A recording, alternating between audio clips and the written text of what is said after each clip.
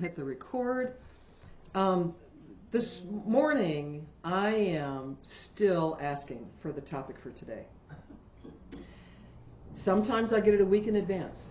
Sometimes I get it a couple of days in advance. I got 2 words this morning.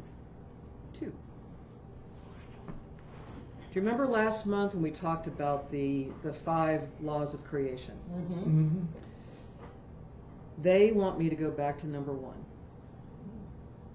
The first law of creation is I exist. And from then I went on to number 2. They want me to back up to the concept of I exist. The idea of these universal laws, not universal laws, laws of creation, is that it is the same for everyone, everywhere, in every time period, in every dimension. The laws of physics are only basically good here on the planet Earth. Not only here. There's gravity on other planets. There's, we have elements on other planets too.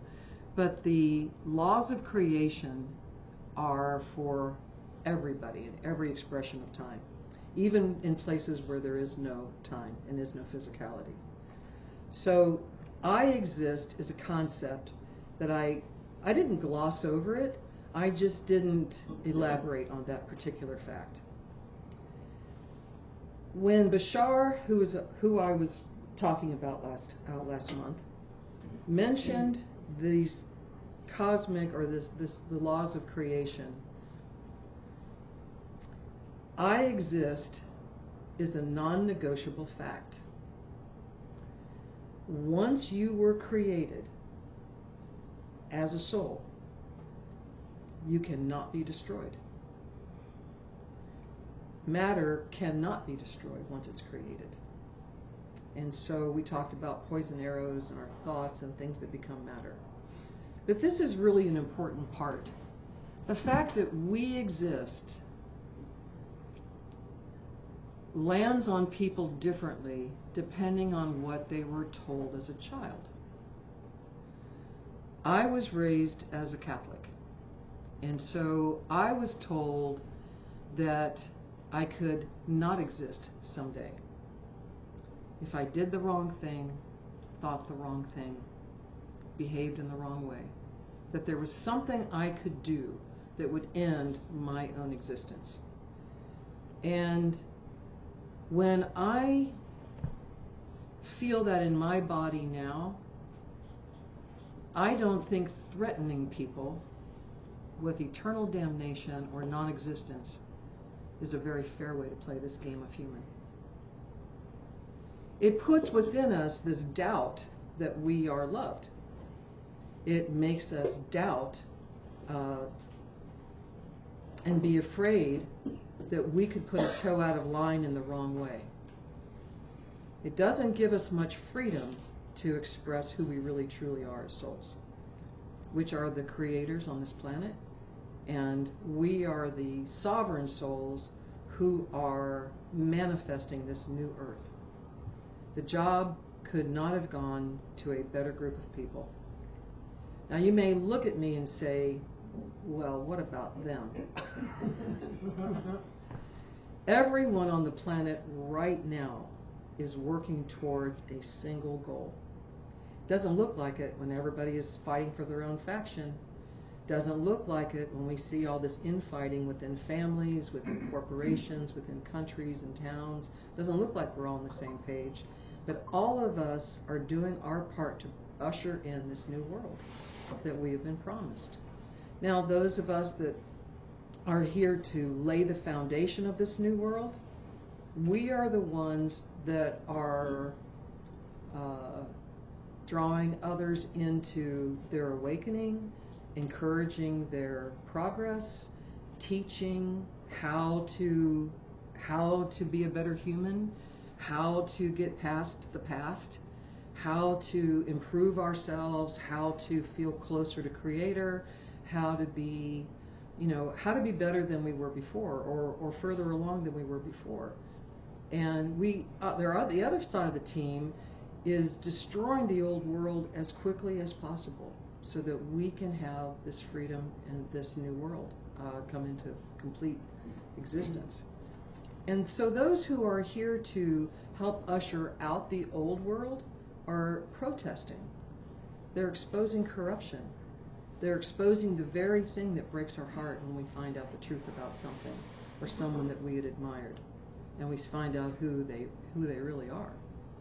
So one of the things that Creator wanted me, or whoever guides me, who was guiding me this morning, wanted me to feel the fear that so many other people on this planet are feeling when they believe that something could actually end them, that they are temporary.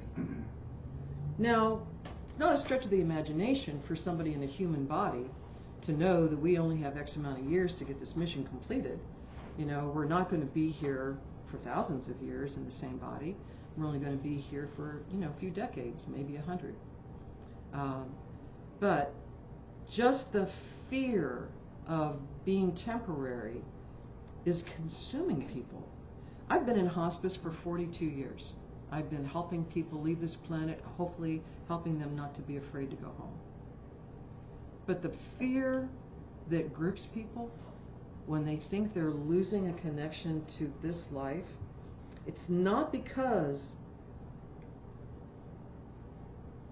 they don't believe in eternity. It's just they don't believe it might not be for them. They're afraid they won't be chosen for that. Or the fear that somehow they're not going to make it to that happy destiny that all of us dream of, is returning back home.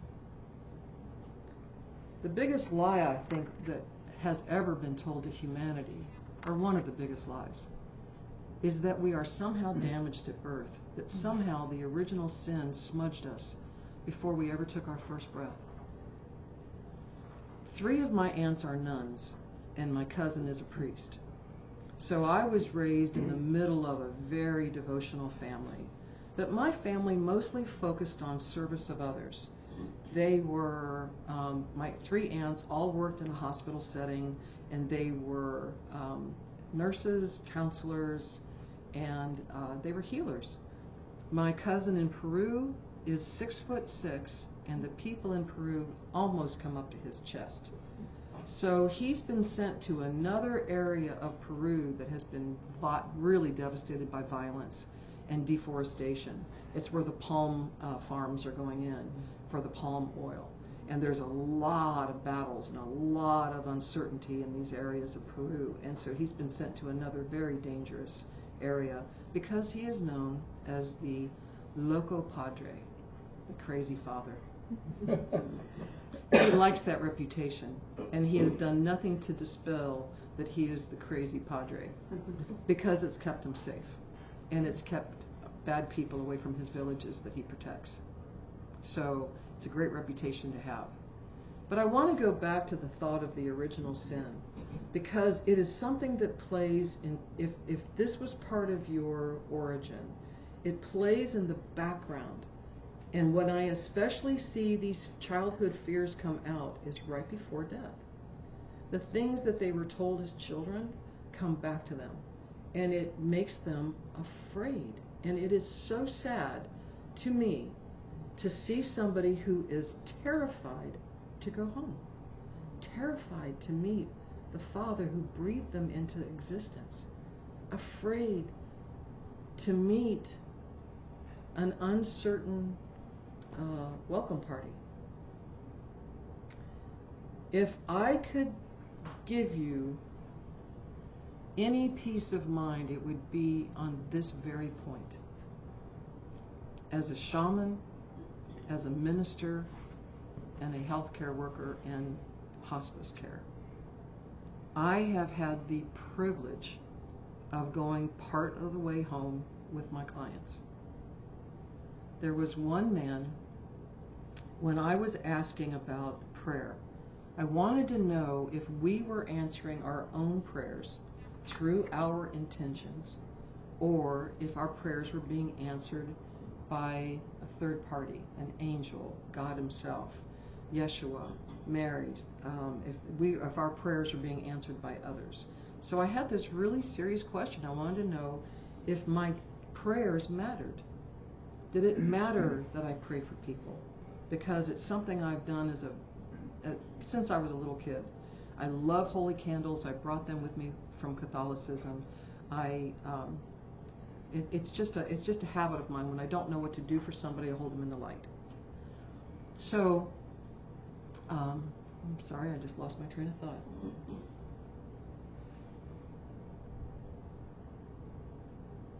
Do your prayers matter? Do our prayers matter? Thank you very much.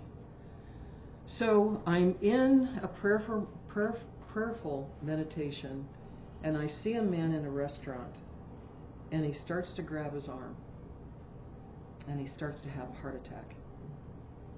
The ambulance is called, and when they come and take him out on the stretcher, I join his body and I become this man. And now I have an oxygen mask on, and I'm being put into an ambulance, and I have a paramedic sitting next to me who's taking my vitals, and I flatline. Now the scramble is to get these paddles out and to try to bring me back. But in the meantime, as soon as he flatlines, he and I take off, and we go whistling through this tunnel. As fast as we are going, and I can't hardly describe how fast you can tell you're going through sound, but think about how the rushing sound of going through a tube. Yeah. It was loud and it was palatable, and as fast as we were going, these lights were passing us.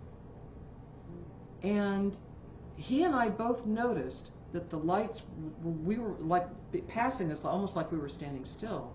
And then we came upon a landing spot. And all around us, the lights just kept shooting past us. And we're looking around at this when all of a sudden we turn back around and there's Yeshua. My first thought was this man is a Christian, because that's who showed up for him. So Yeshua's standing in front of us, and the man is looking around, and he said, "What are all these lights?" And he said, "They're the prayers of your family calling you back." And boom, we were back in the ambulance.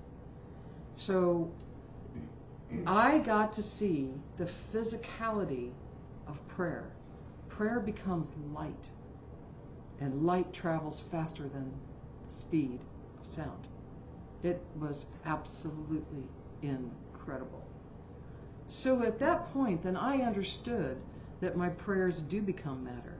They do become light. What you pray for is important. That you pray at all is very important. And it does go somewhere. And it does make it to its intended ears. We have nothing to worry about there. But I do want to go back to the I exist. I just don't know that we can grasp, while we're still in human form, the significance of how important we are to this whole story that we're calling the transition time. It's going to take very, very brave souls to walk past all of the things we've been taught. And we're going to have to use a discernment that perhaps we didn't even know we possessed to move past all of the false teachings that are holding us back. Doesn't matter what's holding somebody else back. That's easier to see. It's easier to see what's holding other people back. But this is a soul journey for each one of us. What is holding us back from being our absolute brightest, shiniest self? What is holding us back from offering the planet the gift that we came with at birth? What is holding us back? Why are we feeling so small? And when I ask that question to myself, it's because I was taught to fear. I was taught to be afraid. I was taught, you're getting a little too big for your britches, little girl. Who can remember getting that memo? Who do you think you are? That's something was probably only said to me one time, but I've repeated that to myself thousands of times. I've repeated that intentional downing of my spirit. I've done that to myself thousands of times. And so I think that what they gave me with these 2 words, I exist, I think they want us to really examine our own personal existence. And we did not come here by accident. And we did not come at the wrong time. We did not meet each other by mistake. The mothers of our world right now, and I'm thinking about this because of Mother's Day, many of the mothers that I'm meeting are experiencing betrayal of their children towards them. And it is heartbreaking to watch. I am watching, I get the privilege of serving so many people in the community, and so I get the privilege of hearing a lot of stories. And the theme in the last month has been mothers on my table, distraught and crying over their ungrateful children.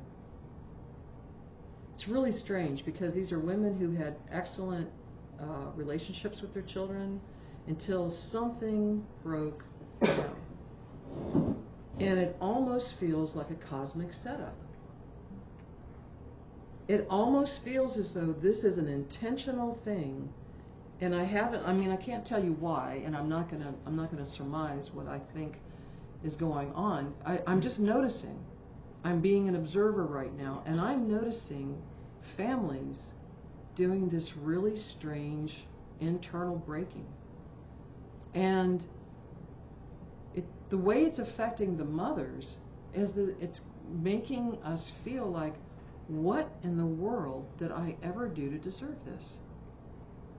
How did my nurturing turn into this ungrateful person? And ladies and gentlemen, if you're experiencing this with your kids too, I don't know if this is the generation of selfies.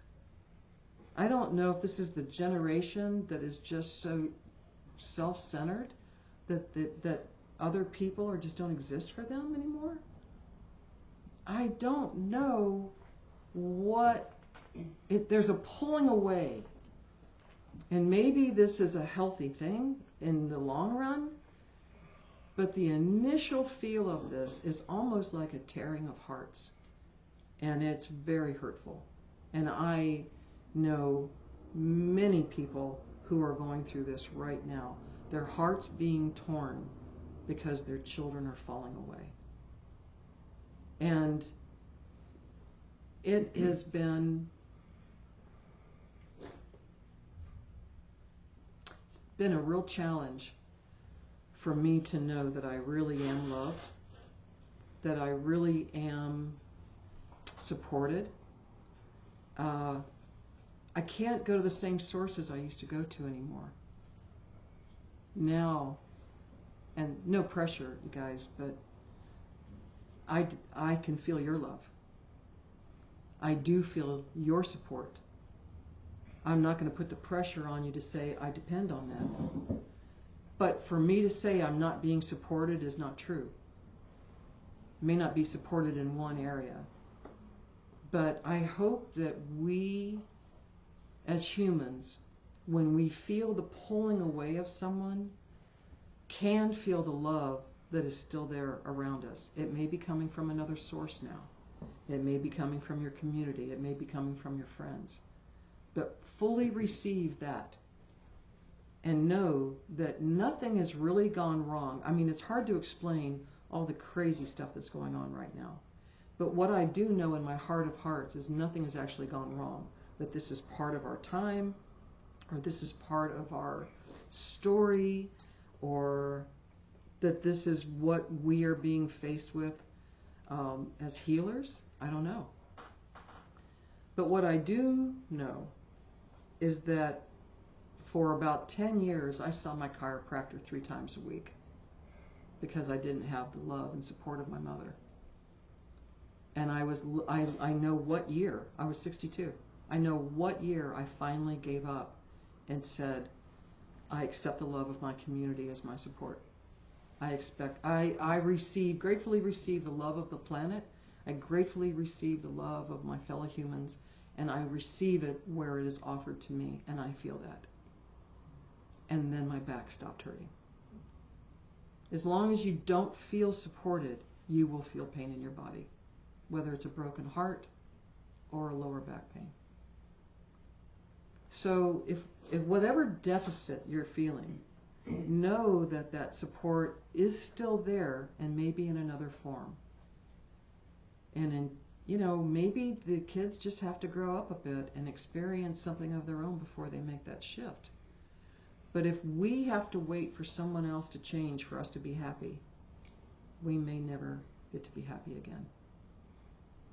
I'm a feel-good junkie, and I've decided I'm going to be happy now because it's the only time we have. Last month I told you if God could give you a watch, it would say now. It is the only time that exists. That's one of the other, cosmic laws. There's only one time, and that time is right now. I, for one, do not want to delay feeling good. I try to minimize and shorten my hurt feelings and being unhappy as quickly as possible. I'm going to feel my feelings. I'm not going to deny what I feel and pour sweet tea all over myself again and wash away my feelings with something else, a distraction. I will feel my feelings, but I'm going to minimize the length of that. I'm not going to wallow in them. I'm not going to complain. And I'm going to not keep sharing the same, someone did this to me, someone did this to me, someone did this to me, someone did this to me, because that just perpetuates those hard feelings. So I don't know why they gave me these two words today, the I exist. And I just hope that all of you can embrace your existence with joy and peace and with happiness. Even through these times of chaos, we grow through chaos. Diamonds are forged through pressure. We are the bright and shining ones. And we do have each other. Even if we don't have the ones we used to be able to depend on, we do have each other. I was told at the beginning of the year that I was going to lose some friends this year. And I was a little surprised about who fell away. I didn't expect family to be part of that. But I can accept it. It may be temporary, and it may be permanent. But I am not going to waste the precious minutes, hours, days, and years I have on this planet waiting on somebody else to change. If you're waiting for the world to change, it is changing every second of every day. We are changing every second of every day. Nothing stays the same. That was the fifth law, right? Everything changes except for the first four things. So we're just going through changes. And I've just met a lot of really sad people this week. And so I hope that this helps you not feel alone and like it's only happening to you. Grab a friend and a cup of coffee. Have your talk. Get it out of your system. Get a good trigger movie. If you need a trigger movie to have a good cry, I've got two I keep in the on deck. I've got Steel Magnolias and The Color Purple. And there's a couple I can just fast forward to the cemetery scene or to when her children come back from Africa to get a good cry in. So if anybody needs a trigger movie, find something that gives you a good cry and help get that out of your system. We don't need to hold on to these hurt feelings, and we don't need to hold on to these old ideas and these old threats. We have stepped across the threshold of we are stepping across the threshold of a new world. And what we have to look forward to is so good. Oh my goodness, you guys, we've got so much to look forward to. It is so juicy. We've got beautiful innovations. We have beautiful inventions being resurfacing that are coming out of the archives. We have children who've got hot little Reiki hands, and we've got a lot to look forward to. So just from my heart to your heart, I'm sorry if anything hurt your heart this week. I'm really sorry if anything made you sad. I cry almost every day. I think I think it's backup from the years I didn't cry, because there's nothing about dog food commercials that should bring a tear to my eye. You know, there's just simply nothing like that should make me tear up. And, you know, sometimes the color blue, the right color blue, will just bring a tear to my eye. So whatever that is, get it out of your system, and treat yourself to, you know, something fun, and bring some joy back into your life. We exist as a good thing. It is an undeniable fact. You are immortal, and I am so grateful to share this path with all my other immortal friends. We have been together for eons and eons and eons. We are ancient. We are quite old. And we are so good at this that we volunteered to come back through the veil of forgetfulness once again, to be here at this most auspicious time, to herald in a new age, the new age of the human being. The Aquarian age will come to be known as the age of humanitarians, as we leave the Piscean age of the barbarians. That is what is being left behind. We are walking into brand new energy. And let's herald it in with a cup of coffee, some cookies, and a great conversation. I'll see you guys after the break. I hope.